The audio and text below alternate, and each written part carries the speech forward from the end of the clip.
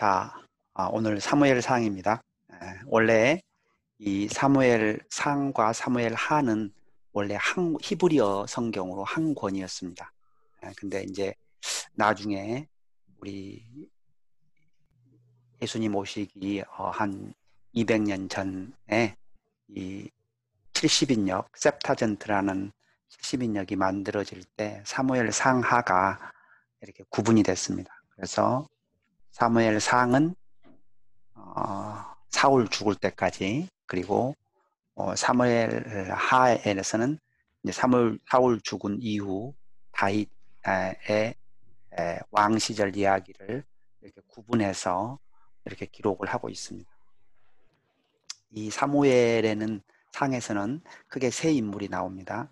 사무엘, 사울, 다윗 이야기를 다루고 있습니다. 그래서 주제를 보면 사사 시대에서 왕정 시대로 변하는 과정에서 이스라엘의 지도자인 바로 이 세 사람들에 대한 이야기를 기술하고 있습니다. 이제 이 사무엘의 뜻은 뭐냐면은 하나님, 이 한나가, 사무엘의 어머니인 한나가 하나님께 구해서 기도해서 낳았다는 뜻으로 하나님께 구함이라는 단어입니다. 그리고 이제 이때 정도에서는 이제 이스라엘의 영토가 어느 정도 결정이 된 것 같습니다. 그래서 이 단에서부터 부엘세바라는 단어가 이 이스라엘 역사에서 여러 번 나오게 되는데, 사사기 후반부, 그다음에 사무엘상, 사무엘하, 열왕기상. 그래서 이스라엘 영토가 어느 정도 결정되는 그런 시기이기도 합니다. 자, 여기 보시면은 이제 세 인물이 등장하는데요. 사무엘, 사울, 다윗. 구분을 보면 1장부터 8장까지 사무엘 이야기, 사울 9장부터 15장까지 주로 사울이 중심되는 이야기입니다. 물론 사울의 왕은 31장까지 계속됩니다. 31장에서 사울이 죽음으로 이제 성경이 끝나게 되는데, 이 16장부터는 하나님이 보시는 인물의 중심이 사울에서 다윗으로 옮겨가게 됩니다. 자, 주제를 보면은 사무엘은 마지막 사사에 해당하고요. 사울은 첫 번째 왕, 그리고 이 첫 번째 왕이 불순종함으로 그 기름 부으심이 사울을 떠나고 다윗으로 옮겨가는 과정이 16장 이후에 보여집니다. 자, 1장부터 8장까지를 보면요. 자, 한나가 남편을 굉장히 잘 뒀어요. 그런데 아이가 없었어요. 여러분, 이제 우리가 인생이라는 게 모든 것이 좋은 경우는 별로 없어요. 뭔가 하나가 만족이 되면 뭐 다른 하나는 만족이 안 되는 경우가 인생에 많죠. 아마 우리가 모든 걸 다 만족하면 우리가 너무 교만해지고 그럴지도 모르죠. 그래서 한나가 간절하게 기도합니다.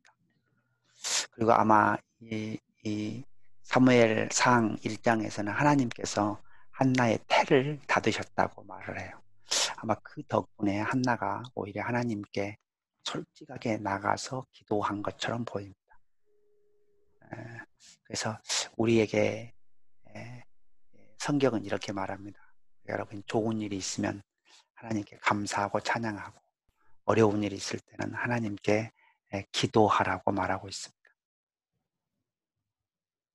자, 그 다음에 이제 이 사무엘은 하나님께 드려집니다. 그렇죠? 그래서 엘리 제사장 집에서 자라게 되고, 어느 날 하나님이 사무엘을 부르십니다. 그래서 사무엘이 주의 종이 듣겠나이다.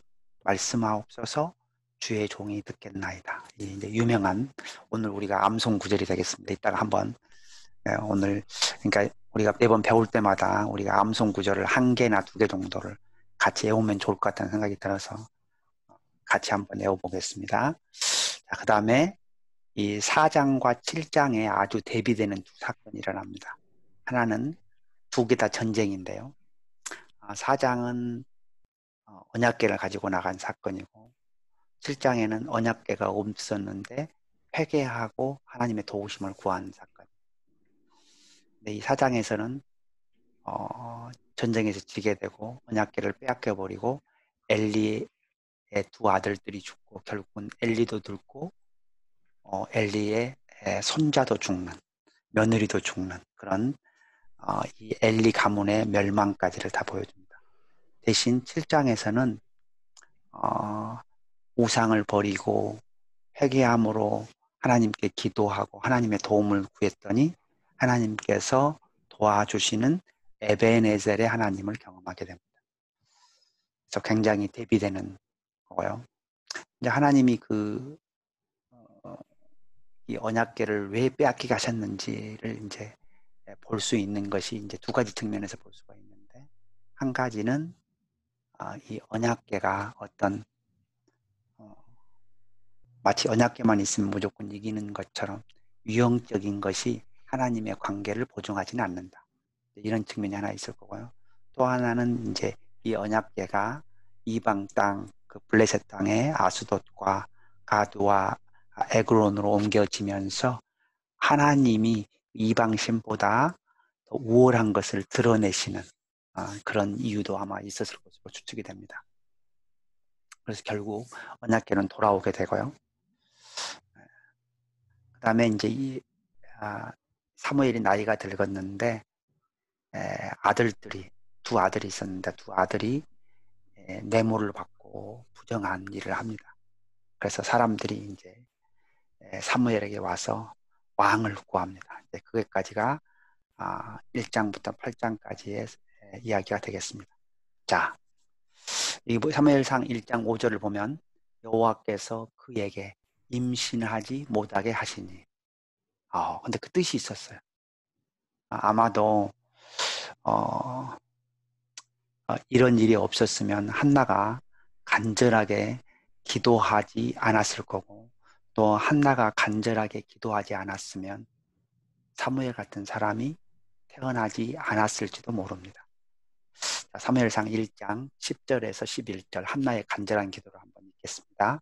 한나가 마음이 괴로워서 여호와께 기도하고 통곡하며 서원하여 이르되, 만군의 여호와여, 만일 주의 여종의 고통을 돌보시고 나를 기억하사 주의 여종을 잊지 아니하시고 주의 여종에게 아들을 주시면 내가 그의 평생에 그를 여호와께 드리고 삭도를 그의 머리에 대지 아니하겠나이다. 아멘. 아멘. 매우 바람직한 기도입니다. 여러분, 마음이 괴로우면 무슨 일을 해야 합니까? 기도를 해야 합니다.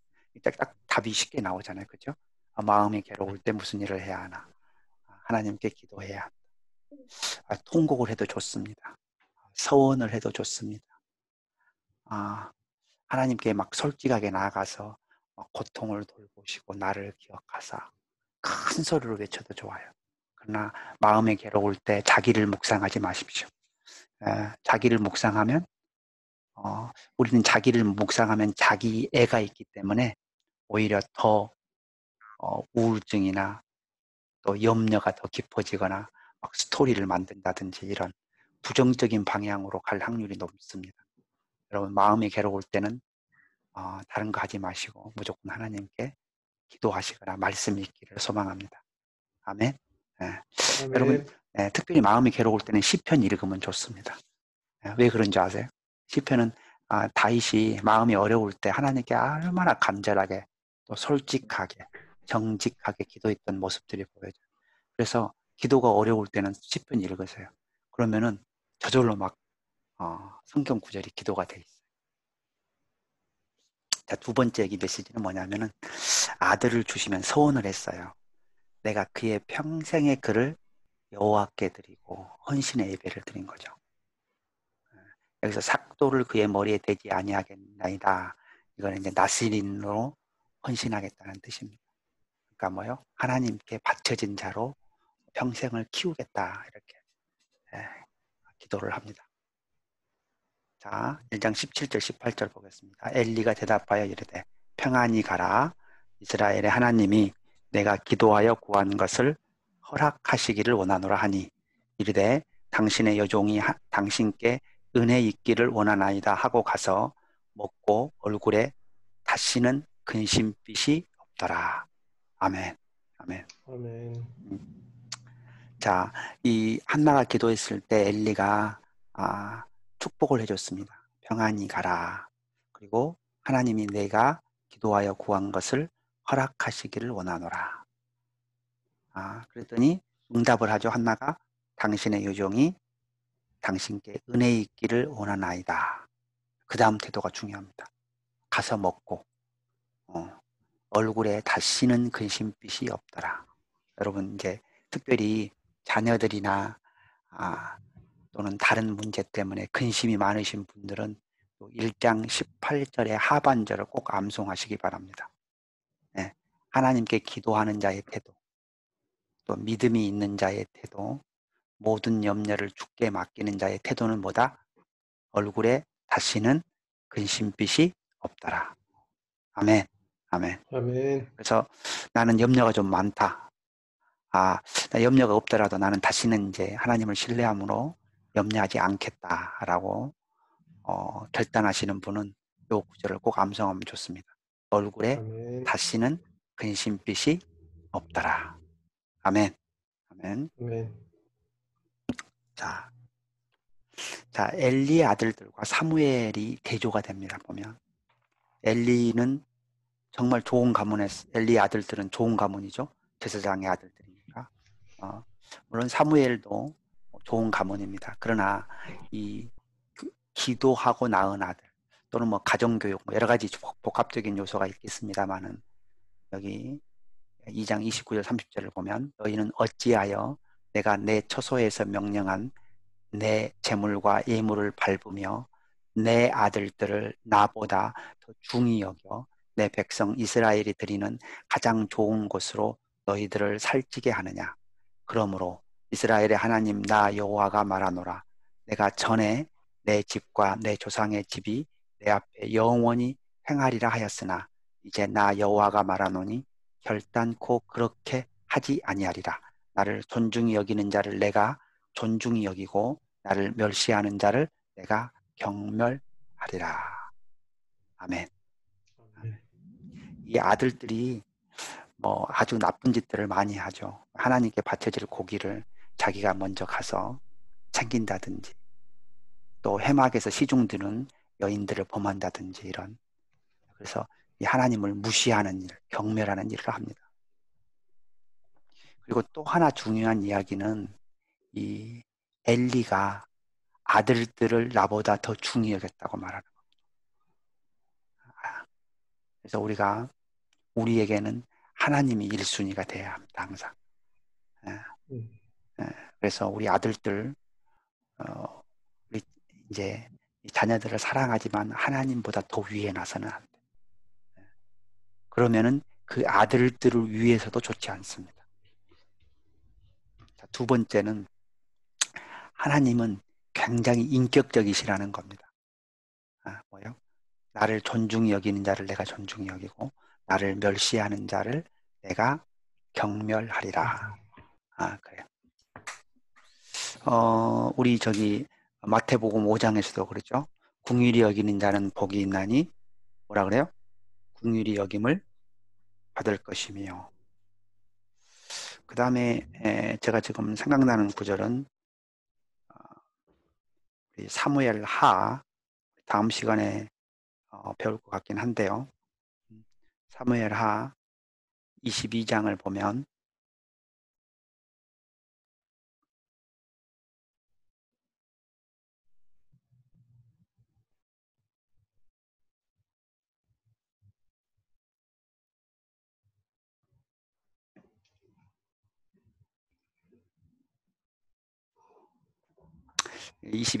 내가 조금 읽어드릴게요. 하나님은 마치 거울 같으세요. 굉장히 인격적이신 분이에요. 뭐라고 하냐면 22장 26절을 제가 한번 읽어드릴게요. 자비한 자에게는 주의 자비하심을 나타내시며 완전한 자에게는 주의 완전하심을 보이시며 깨끗한 자에게는 주의 깨끗하심을 보이시며 사악한 자에게는 주의 거스르심을 보이시리이다. 아멘. 이 구절도 마찬가지고 또 우리가 방금 읽은 사무엘하 22장도 하나님의 어떤 인격을 보여주시는 거죠. 그리고 또 우리 이 잠언 8장 17절 같은 데는 내가 사랑하는 자를 내가 사랑하고 나를 찾는 자가 나를 만날 것이다. 그렇죠. 그러니까 우리 굉장히 인격적이라는 걸 이해합니다. 그래서 하나님 그랬죠. 우리가 영접하는 자, 곧 그 이름을 믿는 자들에게 하나님의 자녀가 되는. 그래서 하나님과의 관계는 그 믿음, 신뢰라는 아주 기본적인 관계 안에서의 하나님의 자녀가 되고 죄 사함 받고 하나님의 은혜 가운데로 들어가는 거죠. 그래서 하나님의 관계가 인격적이라는 것을 우리가 기억해야 합니다.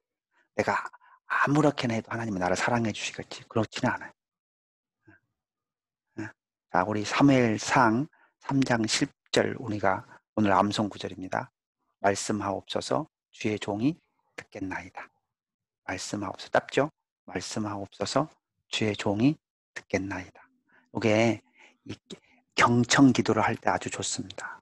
여러분 이제 우리가 이제 기도에는 뭐 이름 붙인 거지만은 하나님의 인도하심을 묵상하고 조용히 하나님의 뜻과 음성을 들으려고 하는 그런 기도가 있고 또 우리의 어려움과 모든 것을 하나님께 올려드리는 또는 때로는 간구하는 기도 이런 것들이 있습니다. 근데 이 경청하는 기도를 할 때 우리가 자세를 보여주는 구절이 이 사무엘상 3장 10절이 되겠습니다. 여러분이 이제 아침에 기도하러 앉아가지고 또 무릎 꿇고 기도할 때 말씀하옵소서 주의 종이 듣겠나이다. 이 구절을 암송해서 적용하시면 아주 좋겠습니다. 아멘. 아멘. 자, 이제 그 사장에서 블레셋과의 전투가 있었습니다. 그 전투 가운데 이제 언약궤를 빼앗기게 되죠. 아마 빼앗기고 된 게 여기 아마 에베니셀입니다. 그리고 이제 그게 어디로 가게 되냐면 요 아스돗이라는 이 보면은 이제 아스돗, 가드, 에그론 요게 이제 블레셋의 도시들입니다. 블레셋의 도시인데 이 아스돗에서는 다곤 신상이 있어요. 그래서 이제 그 다곤 신상 안에다가 넣어놓은 거죠. 언약궤를. 근데 이제 그 다음날 다 막 목이 부러지고 막 몸뚱이만 남고 뭐 이런 일들이 벌어집니다. 그러니까 이제 막 애물단지가 된 거죠. 그 사람들 입장에서. 그러니까 어디로 보내요? 가드로 보냅니다. 가드. 근데 이제 가드로 갔더니 법궤로 인해서 성읍에 독종이 한 거예요. 그래서 또 다시 에그론으로 보냅니다. 점점 지금 뭐예요? 예루살렘 방향으로 오고 있는 거죠. 그래서 이제 이때는 또 자존심이 있어가지고 어떻게 하냐면은 수레를 하나 준비하고 젖나는 소. 젖이 나는 소라는 건 뭐예요? 송아지를 난 지 얼마 안 되는 소를 끌게 합니다. 그리고 뒤에서 송아지가 울어요. 근데 그럼에도 불구하고 예루살렘, 이 산지죠. 예루살렘이 산지입니다. 산지 방향으로 가면 이건 여호와 때문에 일어나는 것이고 아니면 그냥 우연히 일어난 일이다 이런 거예요. 근데 진짜 산지 쪽으로 가요.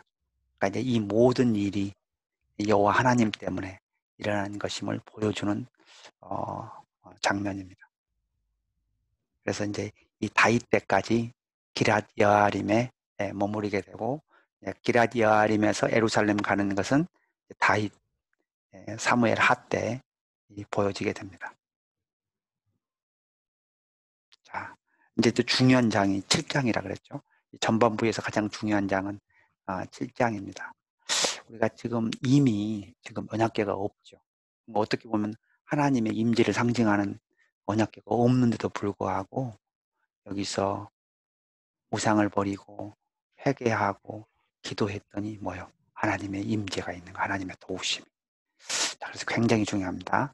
7장 3절, 6절, 12절을 계속해서 읽겠습니다. 사무엘이 이스라엘 온 족속에게 말하여 이르되 만일 너희가 전심으로 여호와께 돌아오려거든 이방 신들과 아스다롯을 너희 중에서 제거하고 너의 마음을 여호와께로 향하여 그만을 섬기라. 그리하면 너희를 블레셋 사람의 손에서 건져내시리라. 그들이 미스바에 모여 물을 길어 여호와 앞에 붓고 그날 종일 금식하고 거기에서 이르되 우리가 여호와께 범죄하였나이다 하니라. 사무엘이 미스바에서 이스라엘 자손을 다스리니라. 사무엘이 돌을 취하여 미스바와 센 사이에 세워 이르되 여호와께서 여기까지 우리를 도우셨다 하고 그 이름을 에벤 에셀이라 하니라. 아멘. 아멘. 아멘. 아주 감동적인 장면이죠. 예. 그래서 우리가 하나님과의 관계를 회복하기 위해서는 뭐예요? 먼저 내 안에 우상이 있는지를 점검해야 합니다. 예. 우리가 우상은 외형적인 우상도 있지만 내면적인 우상도 있어요. 골로새서를 보면 탐심이 우상이라고 우상 숭배라고 그러죠. 내 안에 탐하는 마음, 혹시 하나님보다 더 중히 여기는 어떤 것이 있다면 그것이 우상적인 요소가 될 수 있죠. 그래서 내 안에 있는 우상적인 것들을 이따가 한번 기도하는 시간을 좀 갖도록 하겠습니다. 혹시 내 안에 그런 하나님보다 더 높이는 것들, 뭐 이제 이런 것이 해당하죠. 쉽게 말하면 내가 지금 요즘 시간을 어디다 쓰고 있는지를 한번 봅니다. 시간을, 마음을 어디다 쓰고 있는지, 내가 하나님을 알고 하나님이 기뻐하는 일의 시간보다 다른 일에 더 많이 팔려 있고, 다른 일에 더 시간을 쓰고 있고, 다른 일에 더 마음을 쓰고 있다면 그것이 이제 우상이 될 요소가 있는 거죠. 그래서 이제 이 금식이라는 것을 우리가 어떻게 볼 건가?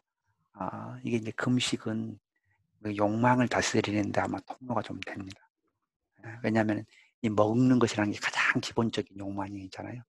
이 금식을 통해서 이 먹는 것의 욕망도 내려놓고 하나님께 헌신하는 것을 다짐하는 거죠. 그리고 회개하고,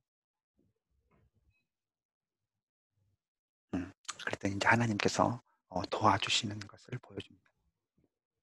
자, 이제 이 사무엘이 이 순회 사역을 감당했습니다. 그래서 이제 주로 사무엘이 사사로서의 재판 뭐 이런 것들을 감당한 것처럼 보입니다. 여기 이제 길갈과 베델과 미스바를 돌아다니면서 순회 사역을 감당했습니다. 자, 이제 이스라엘 사람들이 사무엘로부터 왕을 구합니다. 사무엘이 늙음에 그의 아들들을 이스라엘 사사로 삼으니 장자의 이름은 요엘이요 차자의 이름은 아비야라. 그들이 브엘세바에서 사사가 되니라. 그의 아들들이 자기 아버지의 행위를 따르지 아니하고 이익을 따라 뇌물을 받고 판결을 굳게 하니라. 이스라엘 모든 장로가 모여 라마에 있는 사무엘에게 나아가서 그에게 이르되 보소서 당신은 늙고 당신의 아들들은 당신의 행위를 따르지 아니하니 모든 나라와 같이 우리에게 왕을 세워 우리를 다스리게 하소서 한지라. 그래서 이제 사무엘이 화가 났어요, 사실은. 그래서 하나님께 갔는데 하나님이 그냥 들어주라 그래요. 이제 이 사무엘이 왕 제도의 단점을 이야기하는데 8장 10절에서 14절까지가 있습니다. 제가 한번 읽어드리겠습니다. 11절부터 제가 읽을게요. 이르되 너희를 다스릴 왕의 제도는 이러하니라. 그가 너희 아들들을 데려다가 그의 병거와 말을 어가게 하리니 그들이 그 병거 앞에서 달릴 것이며 그가 또 너희 아들들을 1000부장과 50부장을 삼을 것이며 자기 밭을 갈게 하고 자기 추수를 하게 할 것이며 자기 무기와 병거와 장비도 만들게 할 것이며 그가 또 너희의 딸들을 데려다가 향료 만드는 자와 요리하는 자와 떡 굽는 자로 삼을 것이며 그가 또 너희의 밭과 포도원과 감람원에서 제일 좋은 것을 가져다가 자기의 신하들에게 줄 것이며 또 그가 또 너희의 곡식과 포도원 소산의 11조를 거두어 자기의 관리와 신하에게 줄 것이며 자, 이게 이제 일종의 세금 같은 것이 된 거죠. 지금 보니까. 그렇죠? 예. 그러니까 이제 하나님께 11조를 바뀌고 또 국가에 11조를 바치는 것이 되는 거죠. 일종의. 그래서 이제 그 세금적 개념이 이게 등장하고 있습니다. 그래서 결국 너희들한테 좋을 것이 없다는 거죠. 좋을 것이. 근데 이제 아마 다른 나라들은 다 왕들이 있고 여기 여기 여기 이제 이스라엘만 왕이 없으니까 아마 그것이 다른 우리가 맨날 전쟁에서 지고 어려움을 겪는 이유는 왕이 없어서야 뭐 이렇게 생각했던 것처럼 이렇게 추측이 됩니다. 자, 이제 두 번째 토막입니다. 오늘 이야기 두 번째 토막. 1장부터 8장까지가 사무엘 이야기, 9장부터 15장까지가 사울 이야기입니다. 자, 사무엘이 사울을 만나고 그때는 이 사울은 굉장히 겸손한 사람이었습니다. 사무엘이 사울에게 기름을 붓습니다. 그리고 사울을 왕으로 세웁니다. 그리고 이제 사무엘이 은퇴를 하죠. 그리고 이제 고별사를 하고 사울이 블레셋과 싸우게 되고 또 이제 이 13, 14, 15장에는 이 사울이 잘못한 몇 가지 이야기가 나오게 됩니다. 크게 두 가지인데요. 하나는 뭐예요? 자기가 제사장의 역할을 감당하려고 한 거예요. 다른 영역, 자기에게 하나님이 시킨 것 말고를 침범한 거죠. 그 다음에 또 두 번째 큰 일은 뭐예요? 하나님께서 아멜렉을 치고 나서 모든 것을 진멸하라고 했어요. 근데 왕도 안 죽이고 또 뭐 하나님께 바친다는 그런 뭐 좋은 뭐 양들 이런 것도 남겨놓은 거죠. 그래서 하나님께서 그 두 가지 사건으로 말미암아 하나님께서 사울을 버리십니다. 그래서 이제 신학자들은 이 15장쯤이 사울이 왕이 된 지 약 한 20년쯤 됐다고 추측을 하고 있습니다. 그러니까 여러분 이제 아무리 처음에 겸손했더라도 왕위로 20년 하는 것은 영적으로 상당히 위험합니다. 여러분 이제 왕이 되면 다 주위 사람들이 자기한테 아부하고 다 자기 명령을 다 들어주잖아요. 그러니까 그런 세월을 오래 하면 인간의 죄성이 겸손하지 않고 교만하고 자기 마음대로 하고자 하는 그런 죄성이 발동하는 거죠. 자, 여러분 이제 이 사울의 행적이 주로 10장부터 31장까지 있는데 그걸 읽으실 때 요 지도를 보면서 따라 읽으시면 좋습니다. 그러면 이제 사울이 어디를 갔는가를 잘 이해할 수가 있습니다. 자, 이제 이 사무엘이 이 고별사를 하면서 아주 감동적인 이야기를 해요. 자, 그래서 사무엘상 12장 23절에서 25절입니다. 나는 너희를 위하여 기도하기를 쉬는 죄를 여호와 앞에 결단코 범하지 아니하고 선하고 의로운 길을 너희에게 가르칠 것인즉 너희는 여호와께서 너희를 위하여 행하신 그 큰 일을 생각하여 오직 그를 경외하며 너희의 마음을 다하여 진실이 섬기라. 만일 너희가 여전히 악을 행하면 너희와 너희 왕이 다 멸망하리라. 그래서 이제 권면하는 거죠.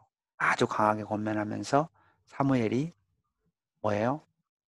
나는 너희를 위하여 기도하기를 쉬는 죄를 여호와 앞에 결단코 범하지 아니하리라 고 설명합니다.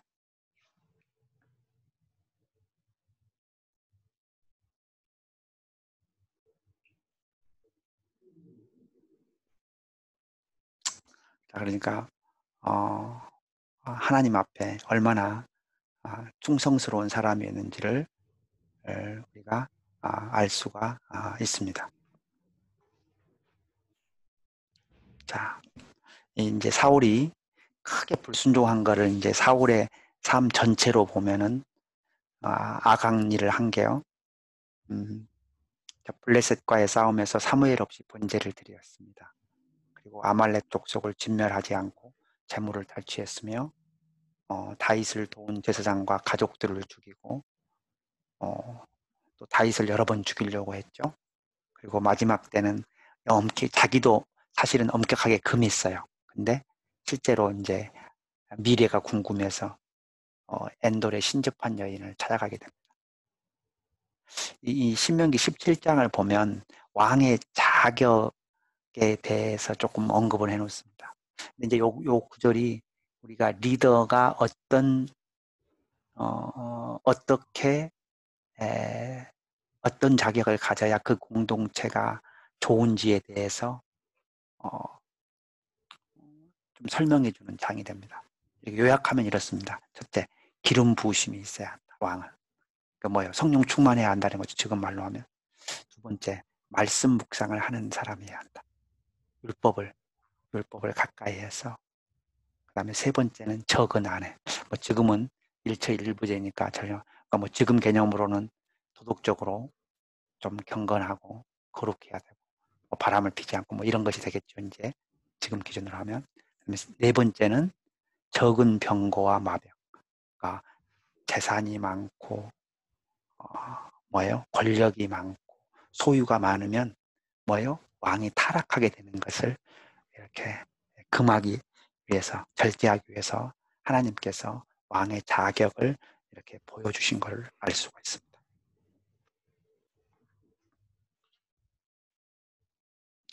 자, 사무엘상 15장 22절에서 23절. 자, 우리가 잘 아는 구절입니다. 이게 이 사무엘상에서 제일 유명한 구절 중에 하나죠. 제가 읽겠습니다. 사무엘이 이르되 여호와께서 번제와 다른 제사를 그의 목소리를 청종하는 것을 좋아하심 같이 좋아하시겠나이까. 순종이 제사보다 낫고 듣는 것이 순양의 기름보다 나으니 이는 거역하는 것은 점치는 죄와 같고 완고한 것은 사신 우상에게 절하는 것과 같음이라. 왕이 여호와의 말씀을 버렸으므로 여호와께서도 왕을 버려 왕이 되지 못하게 하셨나이다 하니. 네, 아멘. 이때 이제 아멘. 하나님이 버리시는 시점이죠. 그래서 하나님이 기뻐하는 것이 몇 가지가 나와요. 청종, 순종과 하나님의 말씀을 듣는 것. 하나님 말씀을 듣는 것과 순종을 좋아하십니다. 여러분도 여러분이 무슨 이야기할 때 잘 듣는 사람 좋아하죠. 여러분 말한 대로 잘 순종하는 사람 좋아하죠. 하나님도 비슷한 거예요, 사실.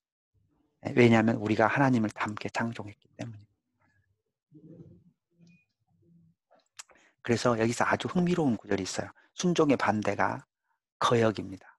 듣는 것의 반대가 완고해서 안 듣고 자기 마음대로 하는 거예요.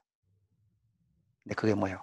점치는 죄. 그러니까 이스라엘 백성들이 제일 싫어하는 죄들과 아주 경멸하는 이런 죄들이거든요. 점치는 죄, 우상에게 절하는 죄. 이런 것에 뭔가 비슷한 죄라는 거예요. 이런. 그러면 이제 우리는 지금 이제 이렇게 생각할 수 있잖아요. 우리가 우상을 안 섬기고. 우리가 사실 눈에 보이는 우상을 섬기지는 않잖아요. 또 점치러 가지도 않죠. 사실 우리는 하나님 말씀에 순종하지 못하고 거역할 때도 있고 또 완고할 때도 아마 많습니다. 그래서 우리가 이 거역하고 완고한 것들을 반드시 회개해야 될 거라는 것을 이미 말씀은 보여주고 있습니다.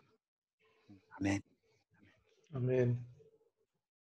자, 이제 오늘 이 사무엘상의 마지막 이야기 토막입니다. 다윗 이야기죠. 사실은 이 사무엘 상하는 사실은 다윗 이야기가 핵심이에요. 다윗 이야기. 그러니까 사무엘은 사사 마지막 사사. 또 사무엘 사울은 또 첫 번째 왕으로서의 역할이 있긴 있습니다. 그러나 우리가 이 메시아의 예표가 되는 이 다윗을 나타나게 되는 그 배경을 보여주는 그런 부분이 되겠습니다. 자, 첫째, 기름 부으심으로 이야기를 시작합니다. 기름 부으심으로. 가서 선택하죠. 여기서 이제 한 가지 우리가 알아야 될 게 있어요. 뭐냐면은 천하의 사무엘도 항상 옳은 것은 아니다는 거예요. 여러분이 그 당시에 이스라엘에 아마 사람이 아마 뭐 적어도 100만 명 가까이 됐을 건데 그 100만 명 중에 영적으로 가장 뛰어난 사무엘도 용모를 봐요. 용모를. 그렇죠? 근데 하나님이 그래요. 사람들은 용모를 보거니와 나는 뭐요? 사람의 중심을 본다. 중심을 보신다. 이 중심이 한국 번역에는 중심이고 영어 번역에는 heart예요. heart. 우리의 heart. 우리의 마음. 근데 우리가 이제 마음을 딱 만지면 어디 만져요? 가슴을 만지죠. 가슴이 다행히 우리 몸의 중심 부분에 있어요. 그래서 하나님께서 우리의 중심을 보신다. 마음을 보신다. 우리의 동기를 보신다. 자, 그 다음에 이제 17장, 18장은 다윗이 골리앗을 이기게 되고 사울이 질투하게 되는 것을 보여줍니다. 19장은 이제 이 질투가 얼마나 심했던지 사울이 다윗을 죽이려 합니다. 근데 이때 다윗을 돕는 사람이 있어요. 바로 요나단입니다. 요나단이 정말 멋진 사람이에요. 다윗을 생명같이 사랑한 사람. 그래서 다윗이 도망가게 됩니다. 여기 이제 여러 가지 지명이 나오는데요. 높, 가드, 아둘람, 그일라, 엔게디, 십 이런 데로 도망다닙니다. 그 도망다니는 와중에 사울이 여러 번 죽이려고 돌아다녀요. 근데 두 번이나 다윗이 사울을 죽일 기회가 있었는데 살려줍니다. 근데 왜 살려줬느냐? 이걸 이제 우리가 좀 묵상할 필요가 있어요. 자, 그리고 결국 마지막 27장부터 29장은 다윗이 적지에 가서 살아요. 블레셋 땅에 가서. 그리고 결국은 이제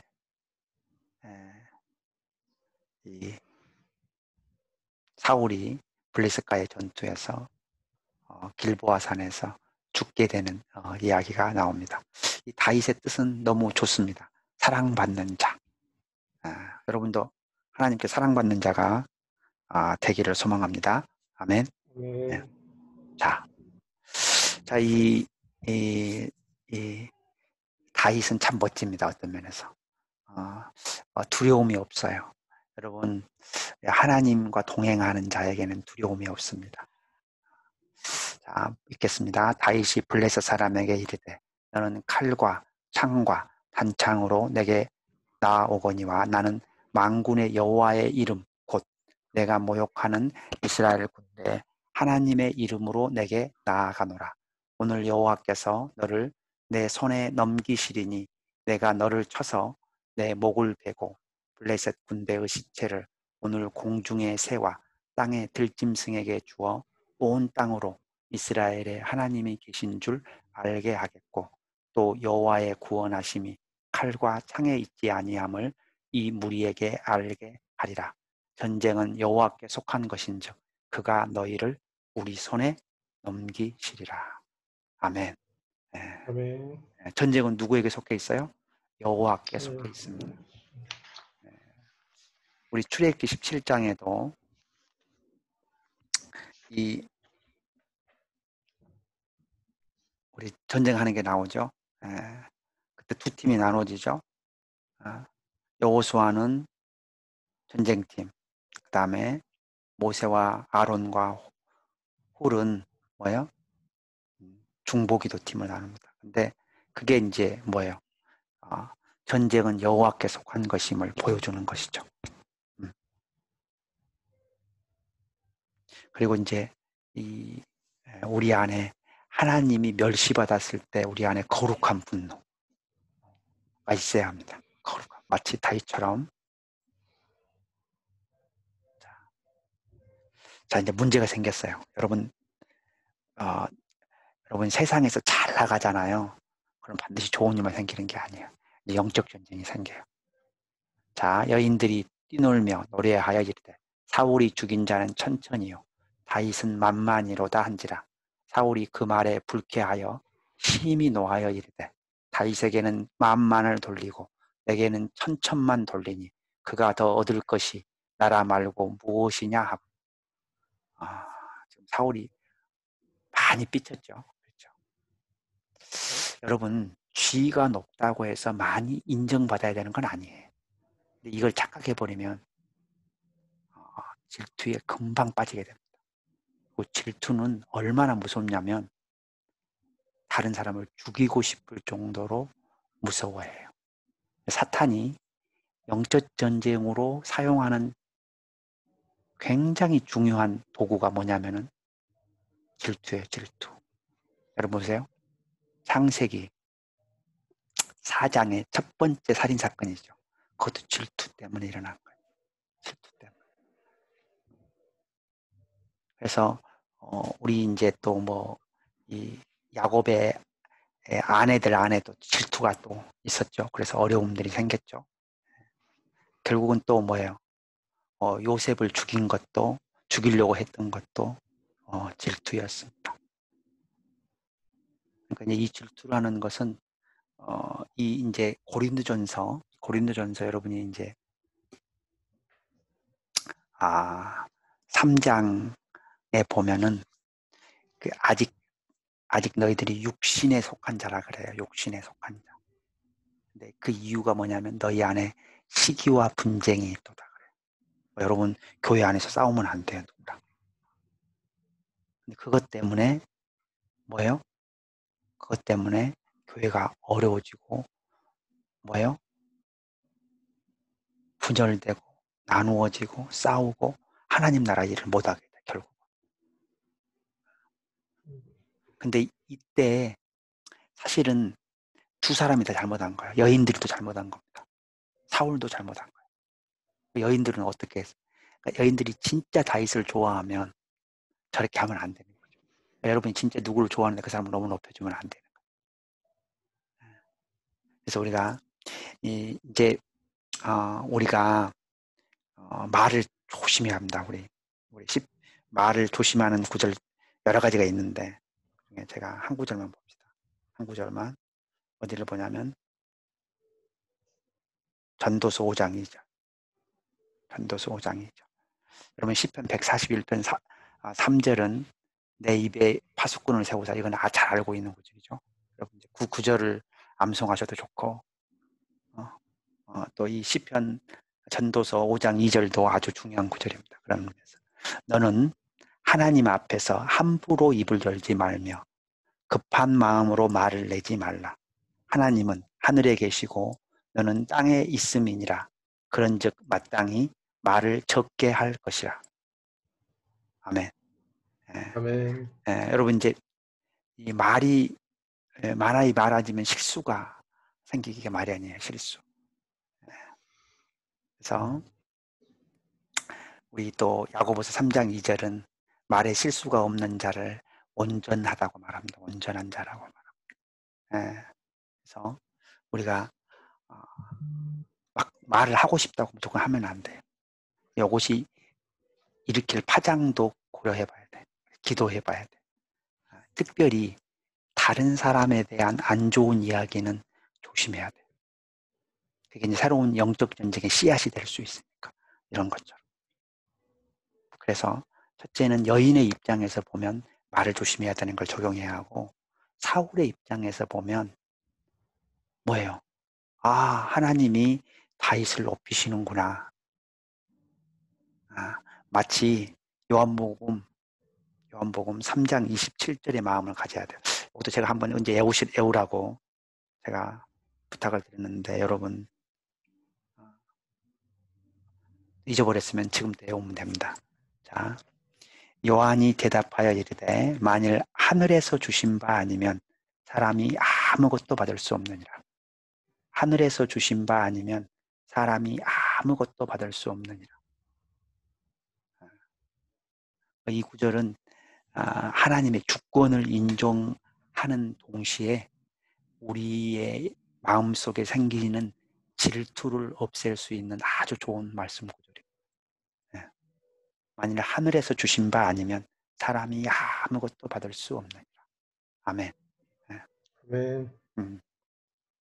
자, 18장 11절 12절 보겠습니다. 그가 스스로 이르기를 내가 다윗을 벽에 박으리라 하고 사울이 그 창을 던졌으나 다윗이 그의 앞에서 2번 피하였더라. 여호와께서 사울을 떠나 다윗과 함께 계심으로 사울이 그를 두려워한지라. 아멘. 아멘. 여러분, 하나님이 함께 하시면 다 옆에 있는 사람들이 알 수가 있어요. 그래서 그런 사람을 두려워합니다. 그리고 이제 여호와의 선한 손이 그를 돕는 것을 또한 보게 돼요. 그리고 형통한 것을 보게 되고. 우리 저기 창세기 39장에서도 이미 우리가 배웠죠. 자, 이 다윗의 도피 여정입니다. 여기 보면 여기 주로 지금으로 따지면 여기 이제 요 지도로 보면 유대 광야입니다. 이렇게 헤브론, 아들롬, 그일라, 집, 미온, 엔게디, 심지어 모압까지 갔다가 다시 돌아와요. 여기는 다시 이제 워낙 사울이 쫓으니까 어디 블레셋 땅으로 도망가게 됩니다. 자, 요나단 멋진 사람이에요. 그래서 저는 요나단을 묵상할 때마다 누가 기억이 나냐면 세례 요한이 기억이 나와요. 마치 뭐요? 이 세례 요한이 예수님의 오심을 준비한 것처럼 요나단이 다윗을 인정하고 다윗을 사랑하고 다윗을 높였다고 생각합니다. 굉장히 다윗과 비슷해요. 첫째, 여호와의 구원은 사람이 많고 적음에 달려있지 않다. 그리고 다윗을 자기 생명같이 사랑합니다. 여러분, 성령 충만한 사람은 다른 성령 충만한 사람을 알아봐요. 다른 특별한 이유가 없어도 단지 그 사람이 성령 충만함으로 말미암아 그 사람을 좋아하게 될 수 있어요. 자, 그러면 세 번째는 이제 자기 아버지 사울이 이 다윗을 죽이려고 하니까 다윗을 보호해 줍니다. 그래서 모든 것을 알려주고 그래요. 20장 4절을 보면 내 마음의 소원이 무엇이든지 내가 너를 위하여 그것을 이루리라. 그리고 다윗을 보호해 줄 것을 하나님께 기도하죠. 다윗의 집과 언약하기를 여호와께서는 다윗의 대적을 치실지어다. 그리고 여호와를 이름을 걸고 같이 언약을 맺습니다. 축복을 해요. 여호와께서 영원히 나와 너 사이에 계시고 심지어 너는 이스라엘의 왕이 되고 나는 내 다음이 될 것을 내 아버지 사울도 한다. 자기도 인정한다는 거예요. 여러분 보세요. 왕자예요. 그렇죠? 자기가 가만히 있으면 인간 세상적으로 보면 요나단이 왕이 되는 거예요. 그런데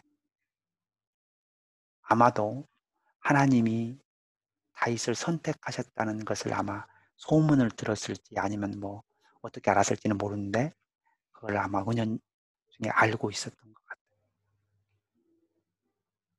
그래서 참 요나단이 멋진 사람이다 그런 면에서. 그래서 자기 본분을 아는 거죠. 우리도 어디 가서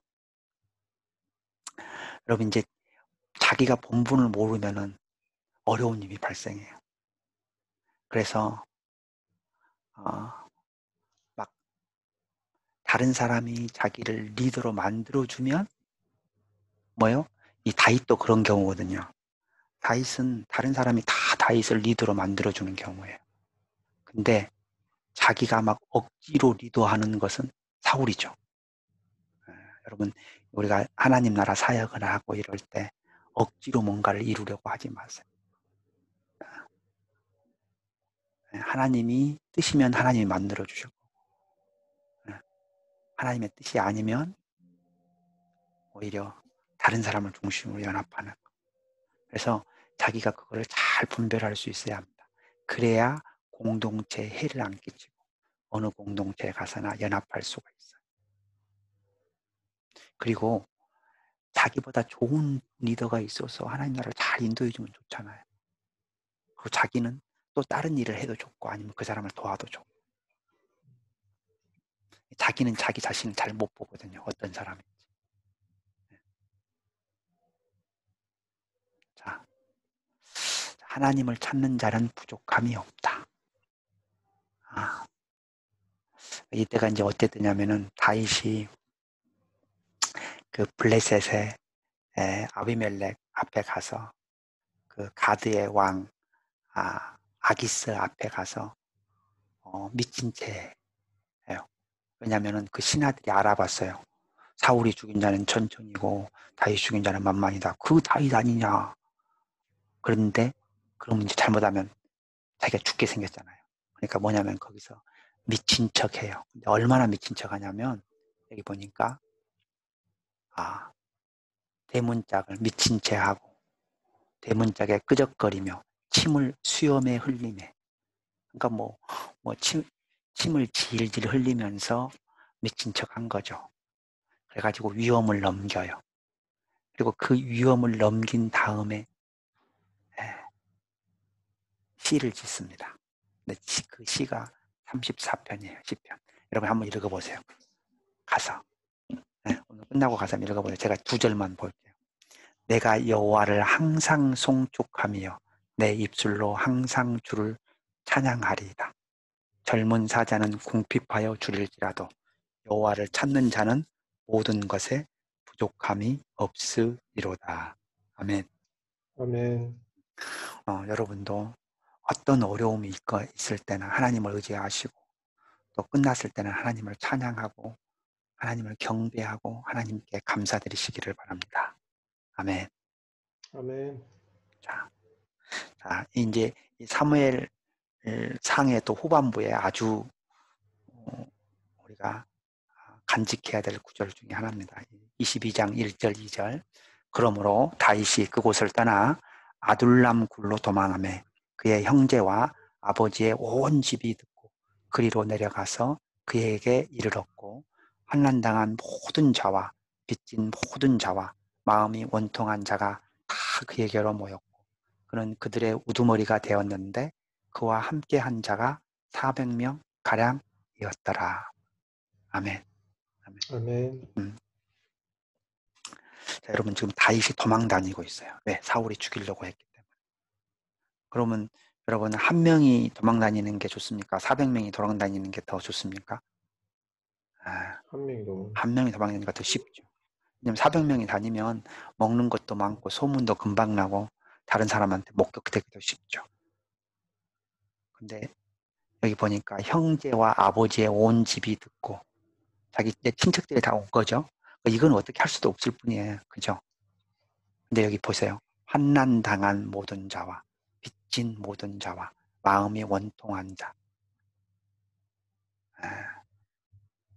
근데 이게 아주 비슷한 장면이 그래요. 여러분 마태복음 5장을 보면 예수님을 따라다녔던 사람들을 볼 수가 있어요. 뭐요? 심령이 가난한 자는 복이 있나니 천국이 그들의 것이며 애통하는 자는 복이 있나니 그들이 위로를 받을 것이며 그런 사람들이에요. 그러니까 예수님을 따라다녔던 사람들도 환난당한 자고 빚진 자고 마음이 원통한 자들이었어요. 그들이 메시아를 기다렸고 그 메시아의 그 영적 진리의 말씀 앞에 말씀을 달게 받았기 때문에 예수님을 따라다녔죠. 다윗은 소외받는 자들의 우두머리였어요.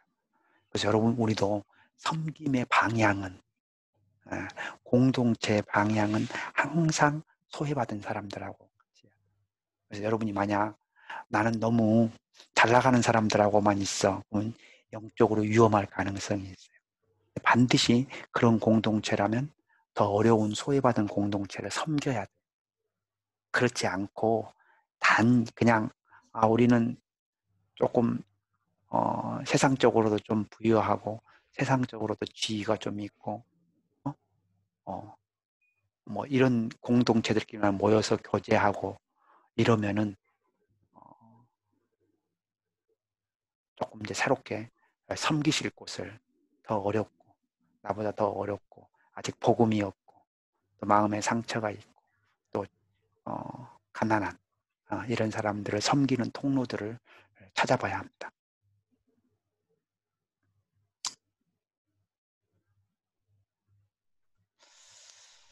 자, 이제 이 다윗이 얼마나 하나님을 존중했는지를 엔게디 광야에서 있었던 일인데 다윗의 사람들이 이르되 보소서 여호와께서 당신에게 이르시기를 내가 원수를 내 손에서 넘기리니 내 생각에 좋은 대로 그에게 행하라 하시더니 이것이 그 날이니라 하니 다윗이 일어나서 사울의 겉옷자락을 가만히 베니라. 그리한 후에 사울의 옷자락 뱀으로 말미암아 다윗의 마음이 찔려 자기 사람들에게 이르되 내가 손을 들어 여호와의 기름 부음을 받은 내 주를 치는 것은 여호와께서 금하시는 것이니 그는 여호와의 기름 부음을 받은 자가 됨이니라 하고 다윗이 이 말로 자기 사람들을 금하여 사울을 해하지 못하게 하니라. 사울이 일어나 굴에서 나가 자기 길을 가니라. 아멘. 그리고 이제 아멘. 26장에도 보면은 이 하길라 산에서 이제 창과 물병만 가져오고 사울을 살려주는 것을 봅니다. 자, 근데 이제 여기에 제일 첫 번째 메시지는 우리가 쉽게 이해할 수 있는 거예요. 뭐요? 하나님에 대한 주권의 인정입니다. 하나님에 대한 주권의 인정. 그러니까 뭐요? 여러분 보세요. 지금 원수를 딱 만났어요. 다 옆에서도 죽이라 그래요. 근데 여러분 안 죽이기가 쉬울 것 같아요. 근데 놀라운 것은 그 옷자락으로 먼저 옷자락을 뱉는데 그때 성령의 찔림이 있었다는 거예요. 마음에. 그러니까 다윗이 평상시에 얼마나 하나님과 교제가 밀접했느냐를 보여주는 거예요. 그러니까 우리가 하나님의 관계가 밀접하면 하나님이 기뻐하시는 일이 하시지 않는 일을 할 때 우리 마음이 찔리게 되는 거죠. 우리도 그렇게 하나님과 친밀하기를 소망합니다. 아멘. 네. 아멘. 그다음에 두 번째는 기름 부음을 받은 자, 특별히 뭐예요? 왕으로 세우시는 것은 누가 세웠어요? 하나님이 세우셨죠. 그러니까 내리시는 것도 하나님이 하시도록 해야 돼요. 저는 이런 걸 보면서 우리가 어떤 하나님께서 어떤 리더를 세우고 그 리더를 다시 내려오게 하는 것을 하나님께 맡겨야 된다고 생각해요. 왜 그러냐면, 자 보세요. 저는 이제 이거를 그냥 하나님의 주권 측면에서 아니고 그냥 세상 측면에서 조금 논해 볼게요. 왜냐하면 제가 이걸 묵상을 조금 이번에 특별히 좀 새로 해봤어요. 이 묵상을. 이게 세상적인 의미에도 왜 이게 중요할 것인가? 생각을 해봤어요. 자, 봐보세요. 만약 이때 다윗이 사울을 죽였다고 가정을 해봅시다. 그러면 사무엘의 왕이었던 베냐민 지파하고 다윗의 유다 지파는 평생 원수가 됐을 거예요. 그러면 우리 사무엘 하 5장에서 보이는 평화 통일은 이루어지지 않았을 거예요. 그러면 그 일로 인해서 이스라엘 사람들이 전쟁을 통해서 만약 통일이 됐다면 수많은 사람이 죽었을 것이고 또 온전한 마음의 통일도 이루어지지 않았을 거죠. 그래서 우리가 하나님의 공동체, 교회나 어떤 공동체 안에서 억지로 싸워서 누구를 끌어내리고 이러는 것은 하나님 기뻐하시는 건 아니다는 거예요. 혹시 마음에 안 들더라도 하나님께 맡기는 것, 하나님께 맡기는 그건 하나님에 대한 존중이죠. 저 사람이 만족된 게 아니라 저 사람이 잘해서가 아니라 하나님께 맡기는 것이 올바른 방법이라는 생각이 듭니다. 제가 한 구절을 볼까요? 로마서 12장 19절 말씀 한번 볼게요. 내 사랑하는 자들아 너희가 친히 원수를 갚지 말고 하나님의 진노하심에 맡기라. 기록되었을 때 원수 갚는 것이 내게 있으니 내가 갚으리라고 주께서 말씀하시니라. 아멘. 네. 아멘. 네. 그래서 여러분이 특별히 원수 갚는 것은 하나님께 맡기시기를 바랍니다. 아멘. 네. 아멘. 우리가 하나님께 맡겨야 될 게 있어요. 염려를 맡기라. 어디 있어요? 베드로전서 5장 7절에 있습니다. 모든 염려를 주께 맡기라. 주가 너를 돌보심이라.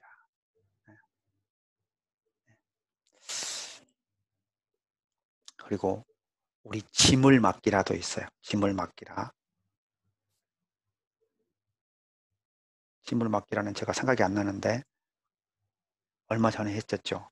시편에 있는데 55편 22절에 있어요.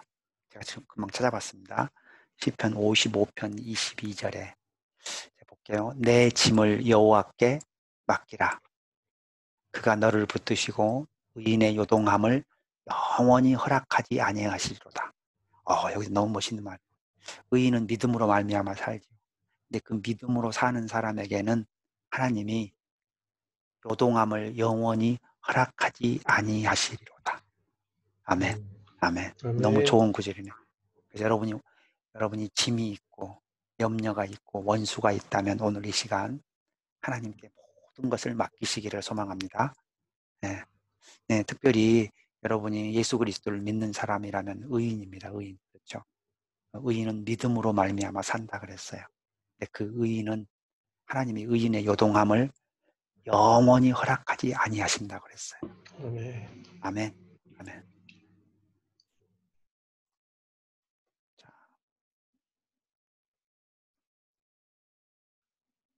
자, 여기 또 아름다운 이야기 하나가 나옵니다. 뭐냐면은 아비가일과 다윗의 이야기인데요.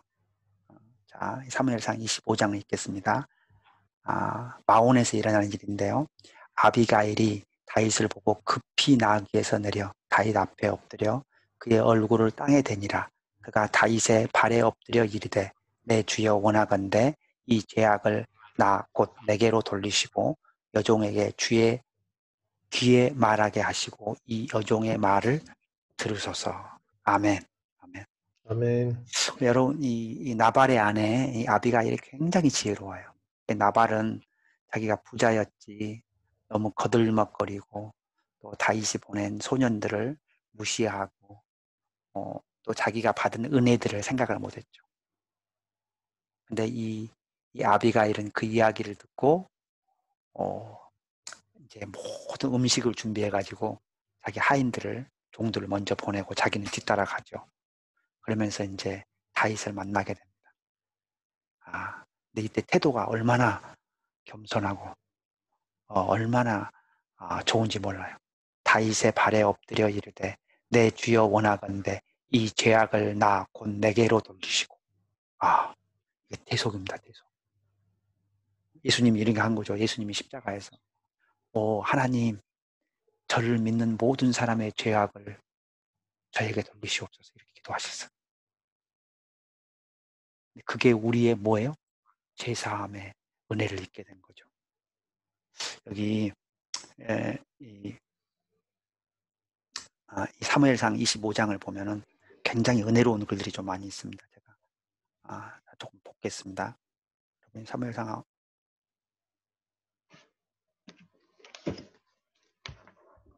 25장 이